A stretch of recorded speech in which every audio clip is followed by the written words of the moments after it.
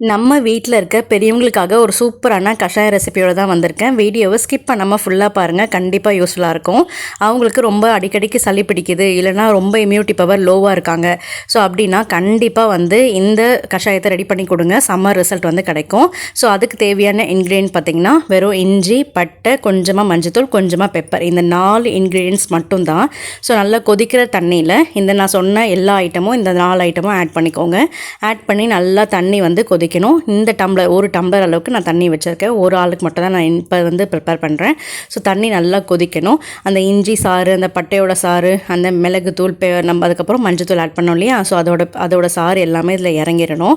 So இறங்கிட்டோன்னே ஒரு 3/4 tumbler அளவுக்கு குறைஞ்சிட்டு நல்லா கொதிக்கிற அந்த டைமில் நீங்கள் ஆஃப் பண்ணிவிட்டு இந்த மாதிரி ஃபில்டர் பண்ணி நல்லா வடிகட்டி எடுத்துக்கோங்க. இப்போ இதில் ஆர்கானிக் ஹனி இருந்தால் ஆட் பண்ணிக்கோங்க, அப்படி இல்லைனா பனக்கற்கண்டு நீங்கள் ஆட் பண்ணிக்கலாம். மற்றபடி நீங்கள் ஒயிட் சுகர் எதுவும் ஆட் பண்ணக்கூடாது. இந்த மாதிரி நீங்கள் ஆட் பண்ணி நல்லா மிக்ஸ் பண்ணிவிட்டு கொஞ்சம் வார்மாக இருக்கும் போது, ரொம்ப சூடாக குடிக்க முடியாது, அதனால் கொஞ்சம் வார்மாக இருக்கும் போது நீங்கள் கொடுத்துருங்க. ஸோ டெய்லி இது மாதிரி ஒரு தடவை குடித்தா போதும்.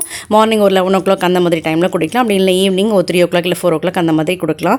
ஸோ செம்ம ரிசல்ட் இருக்கும். உள்ளே இருக்க சளியெல்லாம் கரைஞ்சி வெளியே வந்துடும். ஸோ வீடியோ கண்டிப்பாக பிடிச்சிருந்துருக்கும் நினைக்கிறேன். பிடிச்சிருந்தால் லைக் பண்ணுங்கள், சப்ஸ்கிரைப் பண்ணுங்கள், ஃபாலோ பண்ணுங்கள்.